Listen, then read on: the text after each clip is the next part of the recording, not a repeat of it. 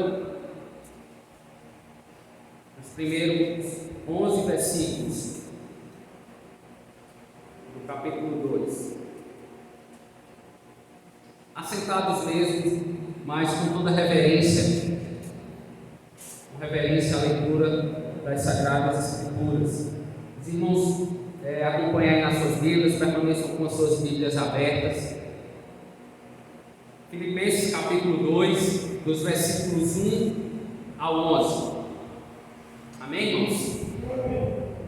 Diz assim: se por estarmos em Cristo, nós temos alguma motivação, alguma exortação de amor, alguma comunhão no Espírito, alguma profunda afeição e compaixão, completem a minha alegria, tendo o mesmo modo de pensar, o mesmo amor, um só Espírito e uma só atitude. Nada façam por ambição egoísta ou por vaidade, mas humildemente considerem os outros superiores a vocês mesmos. Cada um cuide não somente dos seus interesses ou dos seus próprios interesses, mas também dos interesses dos outros.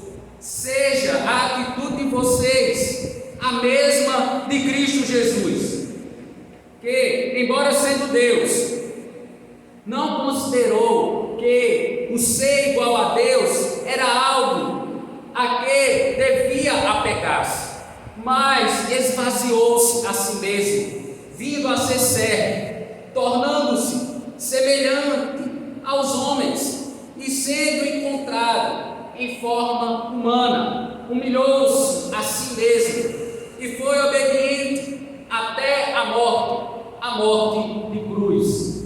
Por isso, Deus o exaltou à mais alta posição e lhe deu um nome que está acima de todo nome, para que ao nome de Jesus se dobre todo o joelho, nos céus e na terra e debaixo da terra, e toda língua confesse que Jesus Cristo é o Senhor, para a glória de Deus Pai. Que o Senhor aplique a sua palavra no nosso coração, mantenha a sua Bíblia aberta, curve a sua cabeça e vamos orar mais uma vez. Pai, em nome do Teu Filho amado Jesus Cristo, que o Senhor Deus ministre aos nossos corações, fala conosco por meio da Tua palavra, a fim de nos instruir na verdade, a fim de nos consolar, a fim, ó Deus, de confrontar a fé que o Senhor nos deu, mediante a atuação do Teu Espírito, do Espírito Santo da promessa.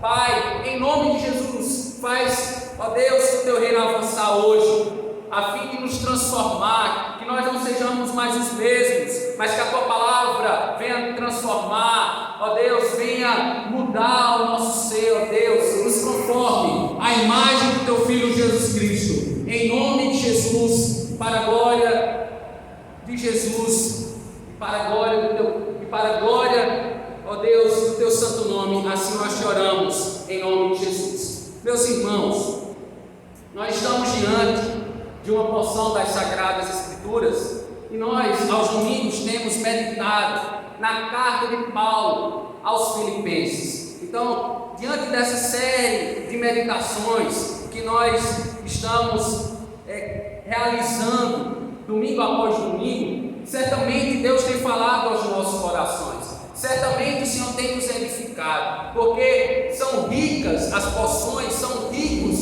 os conselhos, são ricos, né, os ensinamentos, tudo que nós temos aprendido até agora. E não é diferente com essa porção das Sagradas Escrituras. Aqui nós tiramos um grande aprendizado para as nossas vidas. E eu quero começar refletindo acerca de algumas perguntas com os irmãos. Então, reflita no seu coração, indague ou questione a você mesmo, de forma no silêncio, no oculto do seu ser. Então, e as perguntas que eu irei inicialmente começar para que nós possamos refletir, cada um de nós podemos fazer essas perguntas. nós ou você se considera uma pessoa humilde? O que é humildade e o que é ser humilde? Então, se nós pensarmos, quando nós pensamos na palavra humildade ou na palavra humilde, o que vem à nossa mente, o que vem à nossa cabeça? Segundo o dicionário, o sentido etimológico da palavra humildade, essa palavra ela vem do latim homus, provém do adjetivo hominis, que designava em latim tudo o que estivesse perto do solo, ou por extensão de sentido, tudo que tivesse pouca altura. Então, essa palavra nos faz refletir tudo que está rebaixado, tudo que está próximo ao chão, tudo que não tem uma estatura elevada, tudo que está numa altura rente ao chão. Então, o sentido etimológico da palavra humildade nos traz esta perspectiva. Então, ser humilde ou hominis do latim tem vários sentidos figurados. Então, há vários sentidos figurados, várias imagens podem nos trazer um conhecimento acerca dessa palavra. Uma das imagens, um dos sentidos figurados da palavra humildade é observarmos a expressão de baixa condição, que tem sentimentos baixos, abatidos, desanimados,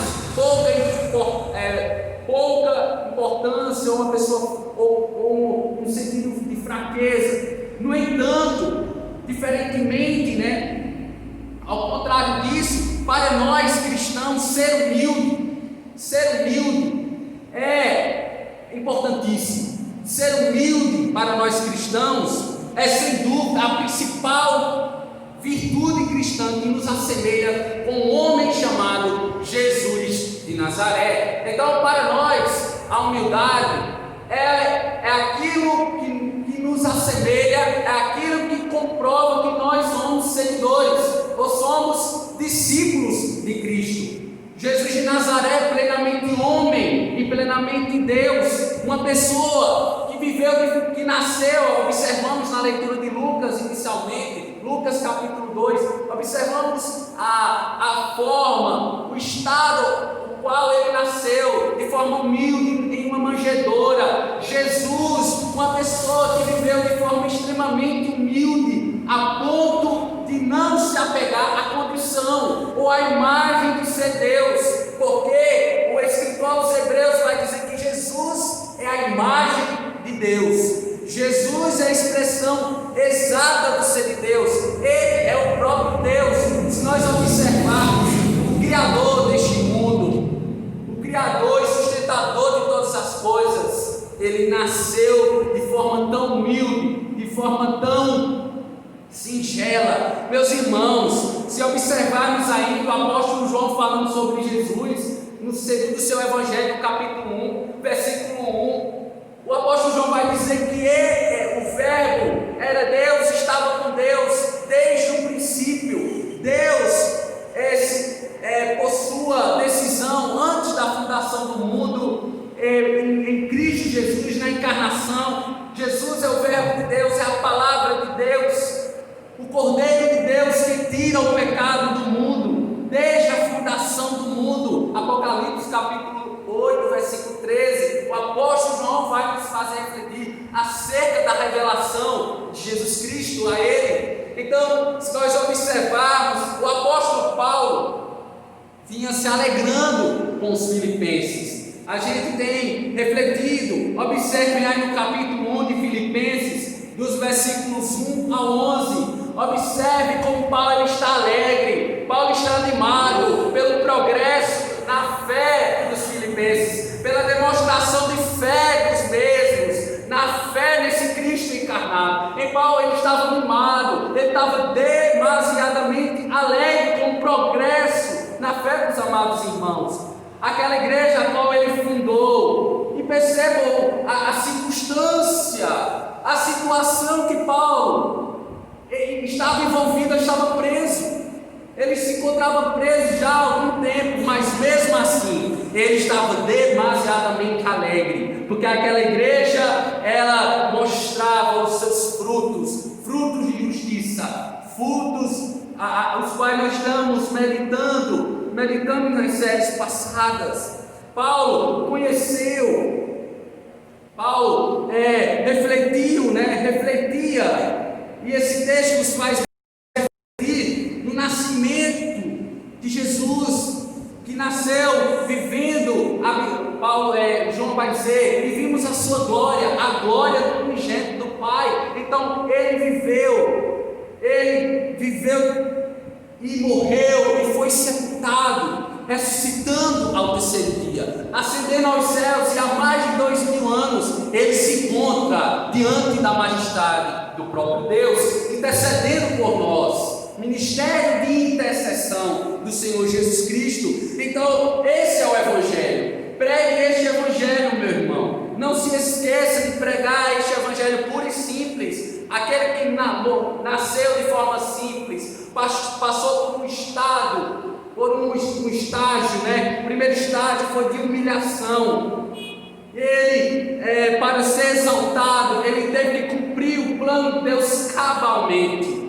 É tanto que Mateus vai dizer, no capítulo 5 de Mateus, versículo 17, diz que Jesus Cristo cumpriu a lei e os profetas.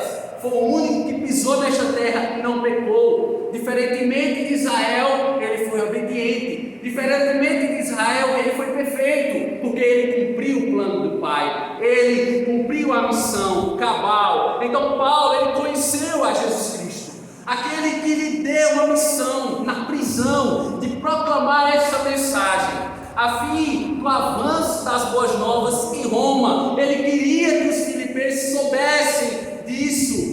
Paulo ainda exortava aos filipenses para que eles permanecessem unidos, firmes em seu espírito, lutando o bom combate do Evangelho. Então, nós observamos o capítulo 1, dos versículos 1 a 26 e dos versículos 27 a 30. Paulo é alegre, Paulo pregando por meio de mensagens, porque ele estava preso, como falei. Então Paulo, ele tinha o maior desejo de ver novamente, de estar com os irmãos filipenses, mas ele disse: pelo menos que eu escute que vocês estão progredindo na fé. Então isso já enchia o coração do apóstolo de alegria, meus irmãos. Paulo continuava dizendo aos filipenses: completem minha alegria. Vejam, percebam aí, no capítulo 2, versículo 1 aos 11, esse texto qual nós inicialmente lemos. Então Paulo agora, ele vai fazer um pedido à igreja de Filipos: completem a minha alegria, afirmando: tenham de igual modo a humildade em Cristo. Como eles deveriam completar a alegria do apóstolo? Tendo o mesmo sentimento de Cristo Jesus, de humildade, de ser uma pessoa humilde, de uma pessoa quebrantada em espírito, sensível aos interesses da cristandade, da comunidade a qual os irmãos fazem parte, cuidando dos interesses uns dos outros, ajudando uns aos outros.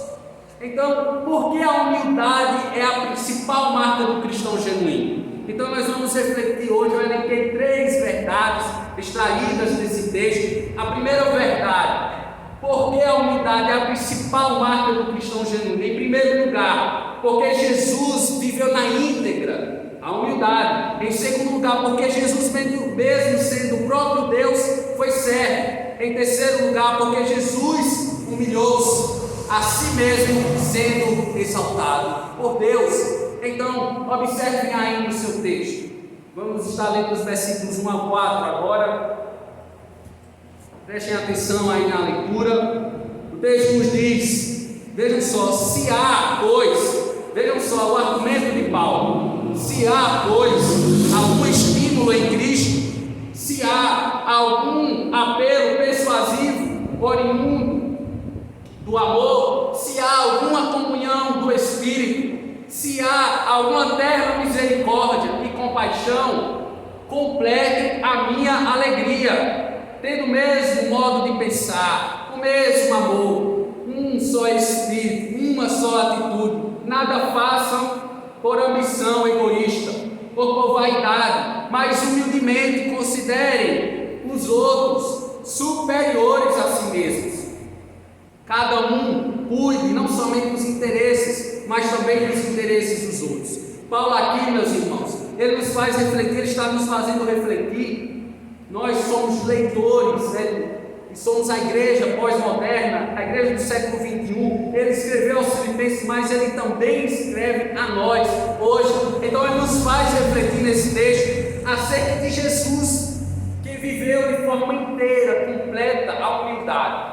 Então ele é o nosso modelo. Se nós pensarmos em Jesus Cristo, ele é o nosso mestre por excelência, ele é o nosso bom pastor e ele é o nosso modelo. Então o apóstolo Paulo, em outras palavras, disse: se vocês, ó Filipenses, se vocês estão em Cristo, versículo 1, vivam conforme Cristo viveu em humildade. Ou seja, que vocês tenham a mesma motivação, a mesma disposição mental, o mesmo propósito de servir a igreja. No versículo 2, ainda Paulo, vejam só, Paulo vai admoestar a igreja, Paulo vai exortar aqueles irmãos, mesmo em cadeias, para eles permanecerem no amor, que é o vínculo da perfeição, na comunhão do Espírito Santo, onde existe, nós sabemos, uma profunda compaixão.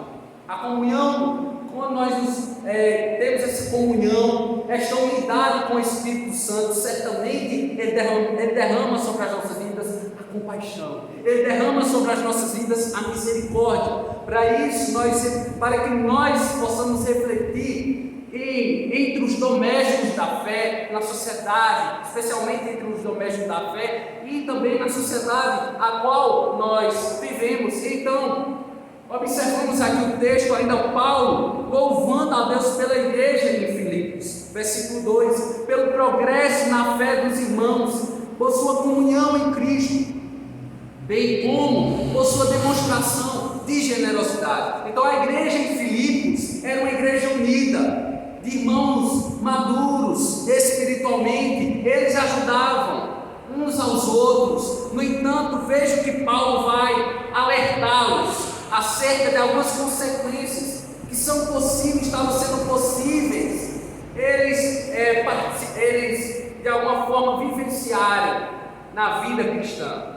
Então Paulo, agora ele vai alertar, Paulo vai pedir para eles prestarem atenção de uma possível desunião que poderia acontecer entre eles. Nós sabemos, Paulo vai dizer que eles eram maduros na fé, mas ele, em outras palavras, Paulo estava alertando eles: vocês cuidado, vocês estão em pé, mas cuidado para não cair em tentação, cuidado com os seus relacionamentos, com o que vocês estão, a forma como vocês estão conversando, a forma como vocês têm falado de uns para com os outros. Então Paulo estava alertando a igreja, vejam só, uma igreja madura na fé, uma igreja que estava progredindo, estava de forma progressiva avançando na fé. Então eles deveriam ter cuidado para não cair, como aconteceu na igreja em Corinto. Se nós observarmos a igreja de Corinto, onde Paulo também foi o fundador, nós observamos na sua primeira e na sua segunda carta à igreja de Corinto. Então Paulo, ele se dirigiu, vejam só, abram suas Bíblias aí, na primeira carta aos Coríntios, capítulo 1, dos versículos 1 ao 3, Paulo ele vai se dirigir à igreja de Corinto. Vejam só como a igreja de Corinto, diferentemente da igreja em Filipos, era uma igreja problemática, era uma igreja onde havia divisão, era uma igreja onde havia falatórios entre os irmãos, e isso estava minando a comunhão, a unidade entre o povo de Deus. Então, primeira carta aos Coríntios, capítulo 1, dos versículos 1 ao 3, vejam só como Paulo vai se dirigir à igreja de Corinto. Irmãos, não lhes pude falar como a espirituais, mas como a carnais, como a crianças em Cristo. Deles leite e não alimento sólido, pois vocês não estavam em condições de recebê-lo. De fato, vocês ainda não estão em condições, porque ainda são carnais. porque visto que há inveja e divisão entre vocês, não estão sendo carnais e agindo como mundanos? Vejam só a forma como Paulo se dirige à igreja em Corinto. Paulo orava pela igreja em Corinto para eles crescerem em maturidade. Paulo orava para que os filipenses não caíssem no mesmo engano, na mesma mentira, na ambição egoísta, na vaidade mundana, passageira, que fala por aí, você tem que ser maior do que o outro. Não, o Evangelho prega uma mensagem totalmente diferente. Nós devemos ter os outros como superiores a nós. A oração de João Batista qual é a oração de João Batista? Que o Senhor cresça e eu diminua. Então a ótica, o prisma do Evangelho é diferente. É totalmente diferente do que estava sendo pregado na igreja de Corinto. É totalmente diferente do que está sendo pregado aí fora hoje. E as igrejas, tantos problemas nos relacionamentos interpessoais, por causa de falatórios, por causa de irmãos que falam coisas negativas de outros irmãos. Isso, o Tiago ele vai tratar na sua epístola. Nós meditamos na epístola de Tiago. Nós podemos perceber que Tiago ele estava preocupado com isso. Foi um dos assuntos, sobre a língua, que é o menor corpo, o órgão do corpo, mas é capaz de incendiar todo o corpo, colocar o corpo totalmente em chamas. Então, Tiago, e aqui Paulo, ele vai refletir o que Tiago refletiu, o que Tiago estava notando na igreja em Jerusalém. Então, Tiago pediu encarecidamente a eles: por favor, tenham cuidado nas conversas, tenham cuidado nesses assuntos, porque são muitas vezes dados, são muitas vezes flechas e laços do inimigo para causar desunião, para causar uma ruptura entre os irmãos na fé. Então Paulo estava preocupado e estava alertando os irmãos em Filipos. Paulo vai dizer: vivam de forma a considerar seus irmãos superiores a vocês mesmos. Cada um cuide não somente do que é de vocês mesmos, mas uns dos outros, dos interesses uns dos outros. E nós percebemos que esses valores mundanos, da mentira, do engano, de pessoas querendo se dar bem às custas de outros, tem a questão do jeitinho brasileiro, que é totalmente diabólico, é totalmente profano. Então nós temos que ter cuidado com isso, para que isso não de forma sorrateira entre na irmandade, entre no nosso convívio cristão. Amém, irmãos?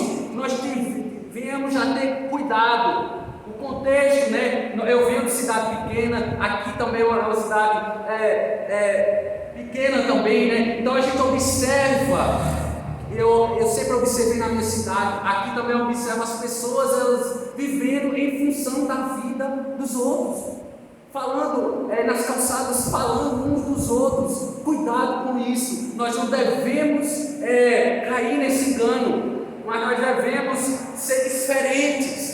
Se alguém vir falar de você, de um irmão, você diga: meu amado irmão, ore por fulano, ore por ele, fale. Então busque falar coisas positivas, coisas que vão trazer honra, vão trazer louvor ao irmão, mas não coisas negativas. Então nós devemos ter cuidado, porque as nossas amizades, essas amizades que nós temos com o pessoal na sociedade a qual nós convivemos, elas podem se corromper os bons costumes, corromper os bons valores, os valores cristãos. Então, meus irmãos, como naquele tempo existiam irmãos atacando outros irmãos na fé, hoje também existe irmão contra irmão, irmãos falando mal uns dos outros. Infelizmente, esta é a realidade a qual a igreja de Cristo, de forma geral, vive.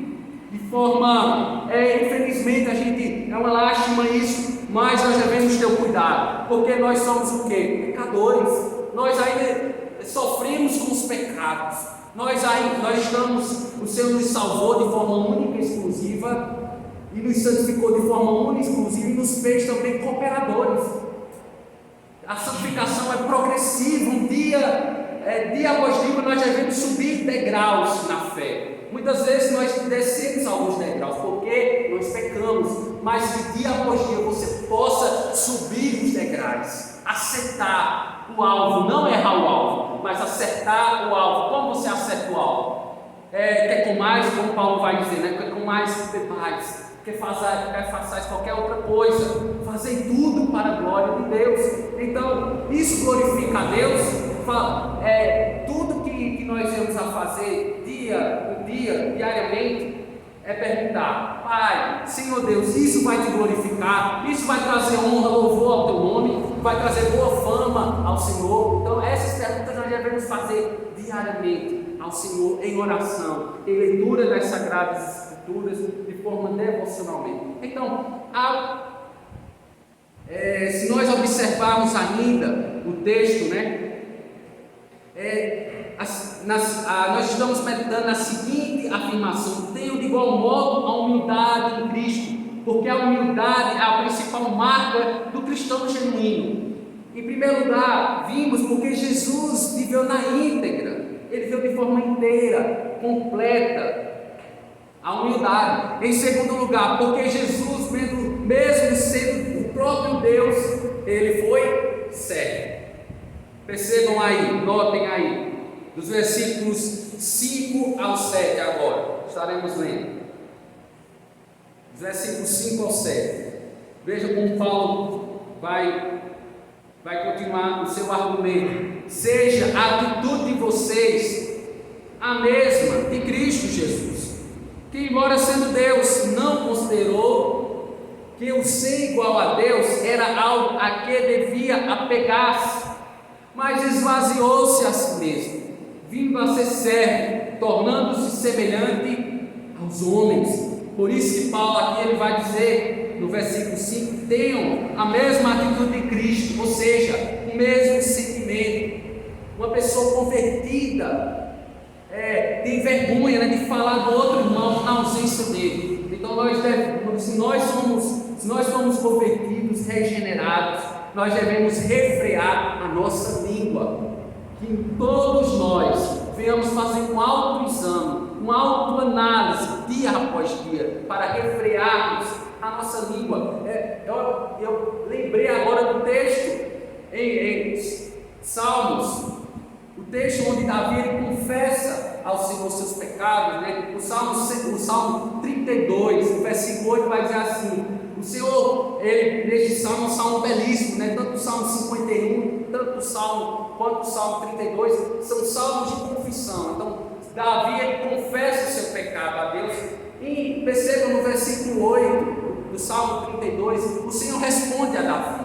O Senhor diz assim: instruir-te e te ensinar-te-ei o caminho que deve seguir. Então, e o versículo 9 vai dizer o quê? Não sejais como cavalos ou mulas, sem entendimento, que vivem, que usam, né, freios e cabrestos para serem dominados. Não, o pecado um dia nos dominava, mas hoje nós temos a instrução, o ensino, o conselho de Deus. Então nós não devemos viver mais com pessoas infrutíferas, com pessoas sem o domínio do Espírito Santo, porque o Espírito Santo ele é agora a pessoa atuante em nós. Nós não devemos viver mais as obras da carne, mas viver de acordo, andar de acordo com o Espírito da verdade. Glória a Deus, amém, irmãos? Então que nós venhamos diariamente a pedir esse ensino, essa instrução do próprio Deus. Então Paulo, ele continuava exortando aqueles irmãos filipenses. Paulo tinha certeza que eles eram convertidos ao Evangelho da graça de Deus, mediante a fé em Jesus. Em Tito, capítulo 3, versículos 4 a 7, diz assim: mas quando se manifestaram a bondade e o amor pelos homens, da parte de Deus, nosso Salvador, não por causa de atos de justiça por nós praticados, mas devido à misericórdia, Ele nos salvou pelo lavar regenerador e renovador do Espírito Santo, que Ele derramou sobre nós generosamente, por meio de Jesus Cristo, nosso Salvador. Ele fez a fim de que, justificados por sua graça, nos tornemos seus herdeiros, tendo a esperança da vida eterna. Então esse texto, ele coaduna com aquilo que nós estamos refletindo. Esse texto afirma: se nós recebermos a revelação de Cristo, se nós um dia recebemos essa revelação e entendemos que essa revelação é especial, nós temos a imagem de Cristo em nós, ou seja, ter a imagem de Cristo é ter a mesma disposição de Cristo, ter a mente de Cristo. Então, para refletir nessa noite, será que temos a imagem de Cristo em nós? Será que somos servos de Deus, como Cristo foi servo, tornando-o semelhante aos homens? Então, a cada dia é um dia de nós acertarmos, de nós buscarmos aquele varão de estatura perfeita, o nosso Cristo. Então, ele diz: sede perfeito como eu sou perfeito, né? Então, nós devemos buscar sempre acertar a perfeição, melhorar como cristãos, melhorar como servos. Então, quem aqui já não ouviu falar da brincadeira siga ao mestre? Existe uma brincadeira, siga ao mestre. O que acontece nessa brincadeira? Existe um mestre e seus discípulos, os seus servos. Então o mestre, ele fala algo, ele tem alguma atitude, alguma ação, ou ele faz algo, e os seus discípulos devem o que com isso? Imitá-lo. Então essa brincadeira, existe o mestre e seus discípulos ele faz alguma coisa, ele fala alguma coisa, e os seus discípulos têm que imitá-lo. Da mesma forma, somos nós com a pessoa de Cristo. Deus como nosso mestre, sermos imitação de Cristo. E certamente nós diariamente nós podemos errar, nós podemos falhar, sim, erraremos, sim, falharemos, mas isso não deve ser um empecilho.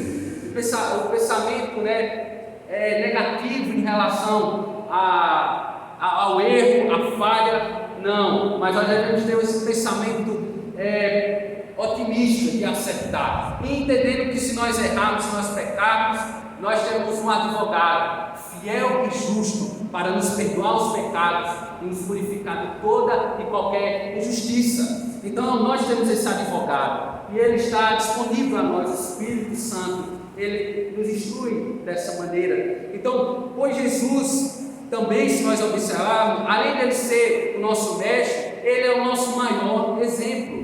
Em Mateus capítulo 11, versículo 29, Jesus vai dizer aos seus discípulos: tomem sobre vocês o meu jugo e aprendam de mim, pois sou manso e humilde de coração, e vocês encontrarão, vejam só, descanso para as suas almas.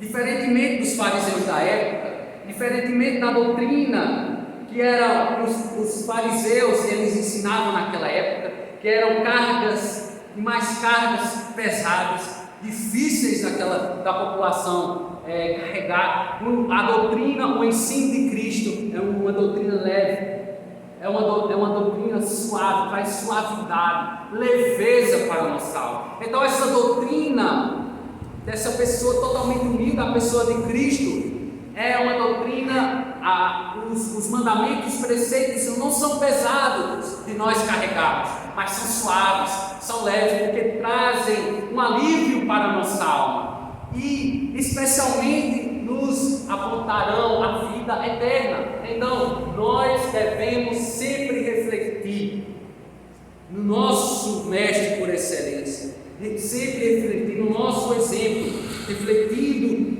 o que ele deixou para nós, a sua palavra.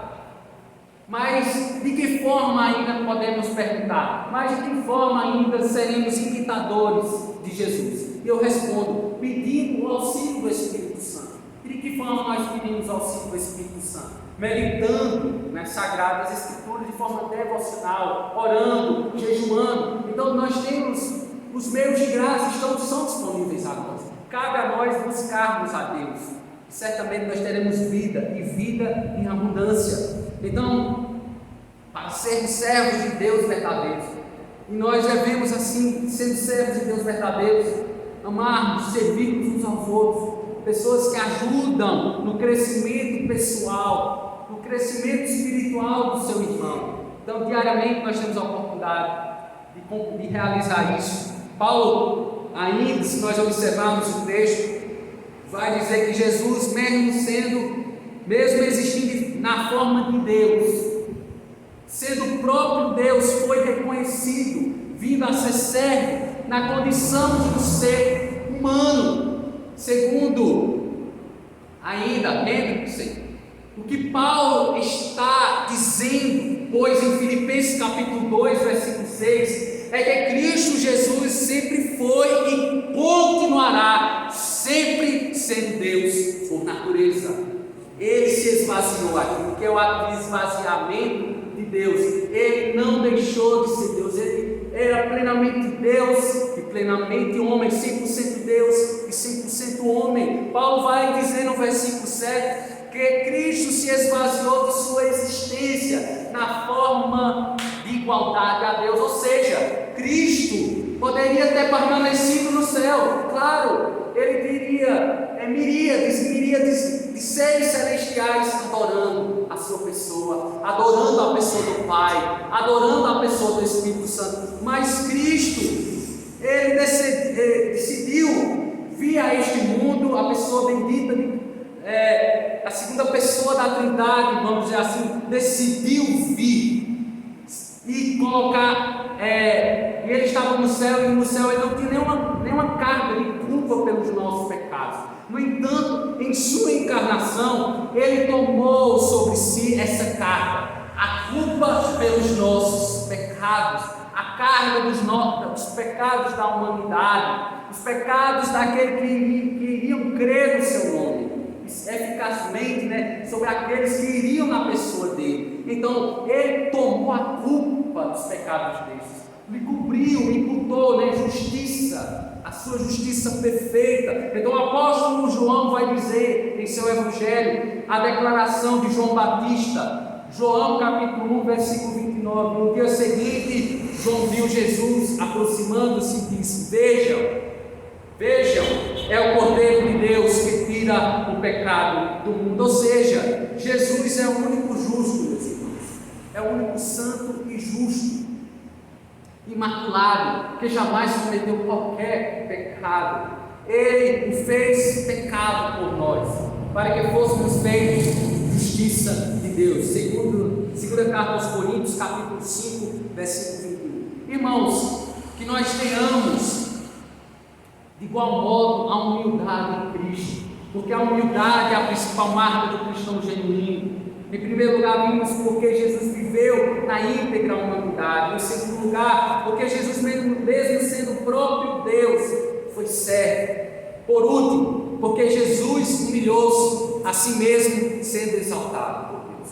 Então, Jesus, quando veio, ele veio cumprir a missão do Pai, e era necessário ele passar por dois estágios. O primeiro estágio era vir em forma humana, tomar a forma de servo, viver entre os homens, sentir todas as necessidades dos homens, ter a humanidade encarnada em si mesmo.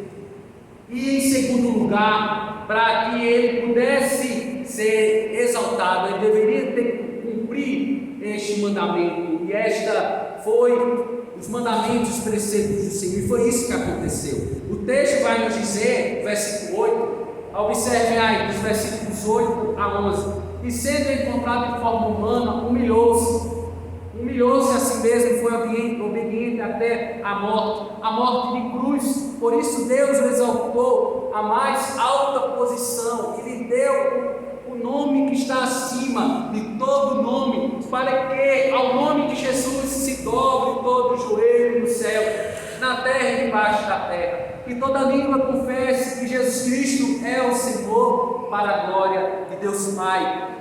Se nós pensarmos, meus irmãos, pensem um pouco comigo.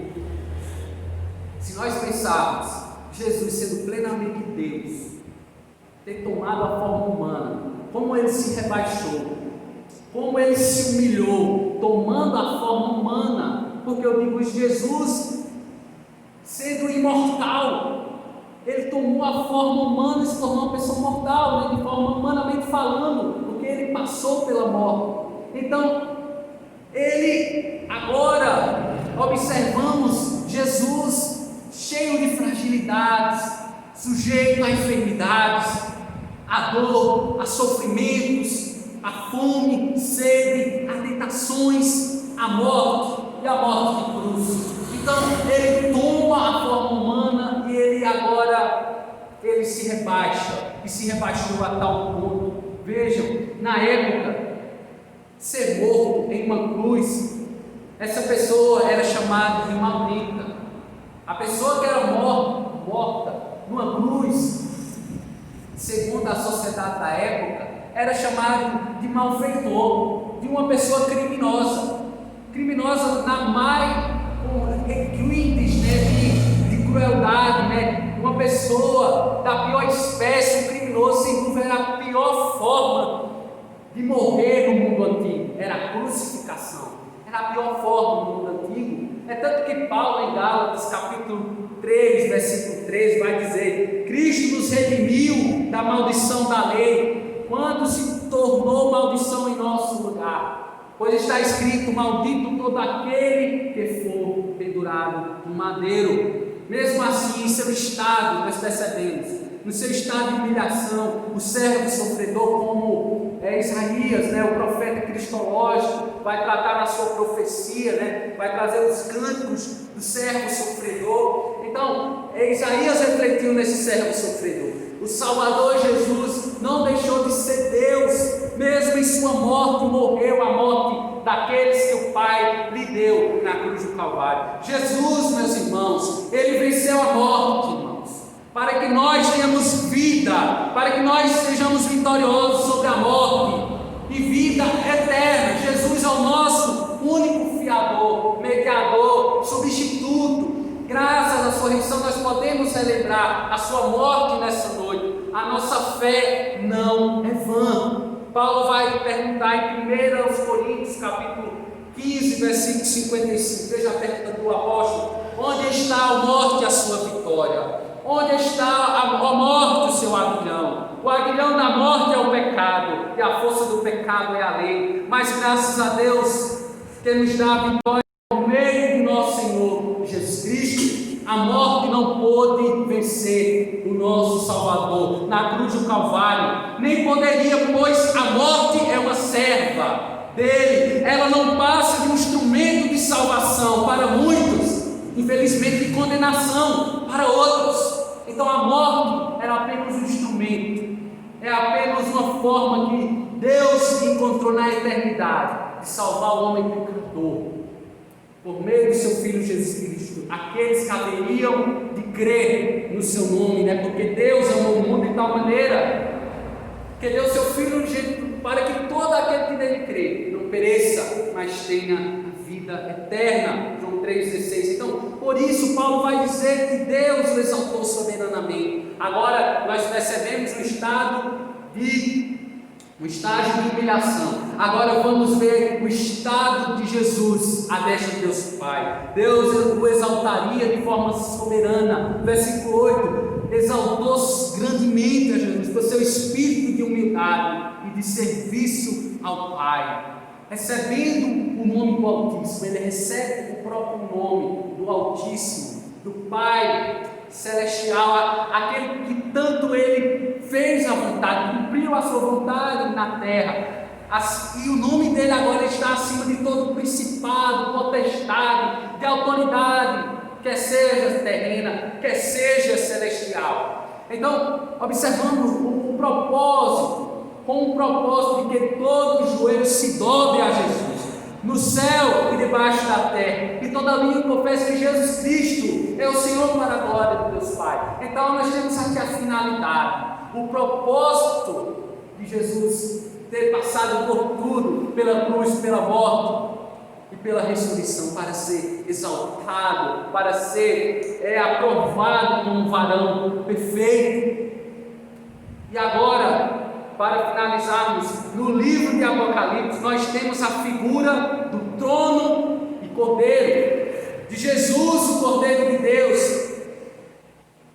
Pertence o trono, cujo apóstolo vai dizer em Apocalipse capítulo 6, dos versículos 12 a 17. Observem aí, na sua Bíblia, abram aí novamente. Apocalipse capítulo 6, dos versículos 12 a 17. Ele está à destra de Deus Pai, e em breve Ele retornará. Ele estará juntamente conosco. Ele nos arrebatará para si, Ele nos tomará para si, e Ele virá julgar o juízo eterno. Foi-lhe dado a possibilidade, por meio de Deus Pai, de julgar os povos. Apocalipse capítulo 6, versículo 12 a 17. Observei quando ele abriu o sexto selo, houve um grande terremoto, só ficou pouco escuro como um tecido de crina negra. Toda a lua tornou-se vermelha como sangue, e as estrelas do céu caíram sobre a terra como figos verdes caem na figueira quando sacudidos por um vento forte. O céu foi sim recolhendo como se enrola um pergaminho, e todas as montanhas e ilhas foram removidas de seus lugares. Então os reis da terra, os príncipes, os generais, os ricos, os poderosos, todos os homens, quer escravos, quer livres, esconderam-se em cavernas e entre as rochas das montanhas. Eles gritavam às montanhas e às rochas: caiam sobre nós e esconde-nos da face daquele que está assentado no trono e da ira do Cordeiro, pois chegou o grande dia da ira deles. Quem poderá suportar? João está nos fazendo refletir aqui na ira, o despejar, o derramamento da ira do Cordeiro sobre toda a impiedade. Nós observamos, as narrativas bíblicas nos dias de Noé, por se multiplicar a impiedade nos tempos de Noé. O que aconteceu nos tempos de Noé?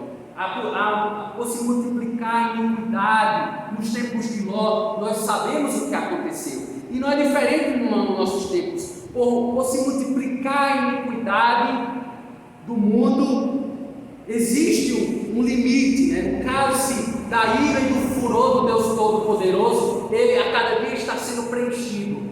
Haverá um dia que o Cordeiro de Deus, ele derramará, ele despejará a sua ira, e que em breve isso vai acontecer. Não se engane, meus irmãos, tudo que está acontecendo neste mundo é o princípio das dores. O princípio das dores é o esfriamento do amor entre os irmãos, é os escândalos que nós temos visto no noticiário, tantas coisas, apostasia, teologias contrárias às escrituras, o evangelho puro e simples sendo ministrado, como o evangelho do triunfalismo, a teologia da prosperidade, da inclusão. Então são todas as coisas. Então observe, o cenário está sendo montado, o palco está sendo montado para o retorno do Cordeiro de Deus que tira o pecado do mundo, e agora ele virá como juiz todo-poderoso, exaltado para julgar as nações e os povos da terra. Então, diante dessas verdades bíblicas, devemos ter algumas atitudes. A primeira, devemos ser humildes, como nosso mestre por excelência. Então, seja humilde, viva a marca da humildade em tudo que você possa fazer. Pense que nós não somos nada, nós não somos ninguém. É tudo por graça de Deus nas nossas vidas. Então, tudo que nós haveremos de ser, devemos colocar nas mãos do Senhor.